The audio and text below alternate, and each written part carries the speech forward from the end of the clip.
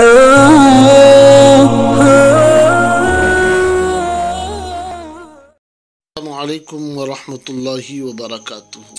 बाब माजा फी सिफ़त इज़ार रसूलिल्लाह सल्लल्लाहु अलैहि वसल्लम, हज़रत पाक सल्लल्लाहु अलैहि वसल्लम की लुंगी मुबारक के बयान में हज़रत अबू बुरदा फरमाते हैं कि उम्मुल मुमिनीन मेरी अम्मी हज़रत आयशा रज़ियल्लाहु अन्हा ने एक मरतबा हम एक पेवंद लगी हुई चादर और एक मोटी लुंगी निकाल कर दिखाई और फरमाया कि हज़रत पाक सल्लल्लाहु अलैहि वसल्लम का विसाल इन दो कपड़ों में ही हुआ। हज़रत हुज़ैफ़ा बिन यमान रज़ियल्लाहु अन्हु फरमाते हैं कि हज़रत पाक सल्लल्लाहु अलैहि वसल्लम ने मेरी पिंडली के गोश्त का हिस्सा या अपनी पिंडली के गोश्त का हिस्सा पकड़कर फरमाया कि तहबंद बांधने की जगह ये है, और अगर तुम नीचे तक लटकाना चाहो तो कुछ और नीचे तक कर लो, और अगर मज़ीद नीचे करना चाहो तो लुंगी का टखनों में कोई हक़ नहीं है, यानी टखनों को लुंगी न छुपाए। इस बाब में सिर्फ हज़रत पाक सल्लल्लाहु अलैहि वसल्लम के तहबंद बांधने का जिक्र है। अलबत्ता बाज़ दूसरी रिवायात में शलवार का जिक्र भी आया है कि आपने किसी मौके पर शलवार ख़रीदी, उसकी तारीफ़ भी की, मगर ख़ुद शलवार पहनने का किसी सही रिवायत से सबूत नहीं है। जिस तरह तहबंद बांधना हज़रत पाक सल्लल्लाहु अलैहि वसल्लम से साबित है, इस तरह पैजामा या शलवार का बांधना साबित नहीं, अगरचे उसका पहनना शरअन सही और जायज़ है। जब मुसलमान हिजरत करके मदीना मुनव्वरा पहुँचे तो वहाँ के यहूदी सिर्फ शलवार पहनते थे, तहबंद नहीं बांधते थे। इस सिलसिले में जब हज़रत पाक सल्लल्लाहु अलैहि वसल्लम से दरियाफ्त किया गया तो आपने फरमाया कि तुम कभी शलवार और कभी तहबंद बांधो, ताकि यहूदियों की बिल्कुल मुआफ़क़त रहे और न ही बिल्कुल मुखालिफत। हज़रत पाक सल्लल्लाहु अलैहि वसल्लम का अक्सर मामूल मुबारक नीचे लुंगी बांधने और ऊपर चादर ओढ़ने का था। हज़रत पाक सल्लल्लाहु अलैहि वसल्लम की चादर 4 हाथ लंबी, 2.5 हाथ चौड़ी और एक कौल के मुताबिक 6 हाथ लंबी और 3 हाथ और 1 बालिश चौड़ी थी। आपकी लुंगी मुबारक 4 हाथ, 1 बालिश लंबी और 2 हाथ चौड़ी थी। हज़रत पाक सल्लल्लाहु अलैहि वसल्लम का विसाल के वक्त तक मामूल सादा और कम कीमत हत्ता के पेवंद लगे कपड़े पहनने का था।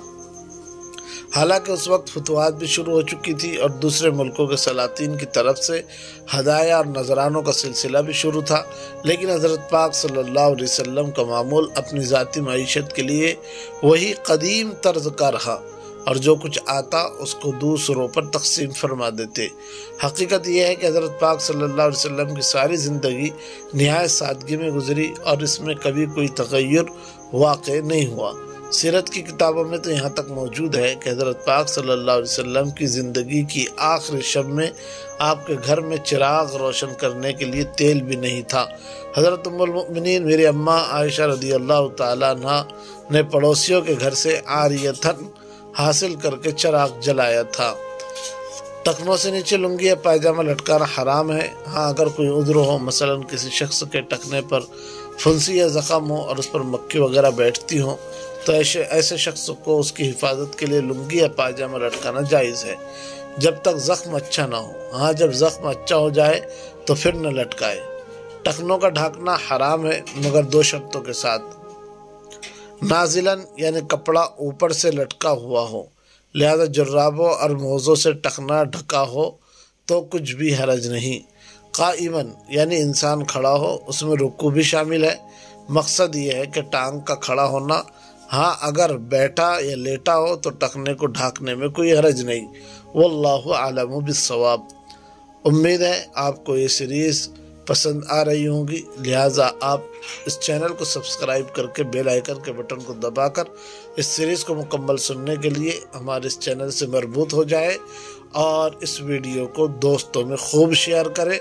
इससे पहले जो अक़सात हैं वो आप ख़ुद भी देखें और अपने दोस्त अहबाब रिश्तेदारों को दिखाएं, ताकि नबी अकरम सल्लल्लाहु अलैहि वसल्लम की ज़िंदगी पर अमल पैरा होकर तमाम इंसानियत दारैन की कामयाबी हासिल करे और उसमें आप भी बराबर के हिस्सेदार रहें। इसी पर इत्तिफा करते हैं। अस्सलामु अलैकुम व रहमतुल्लाहि व बरकातुहू।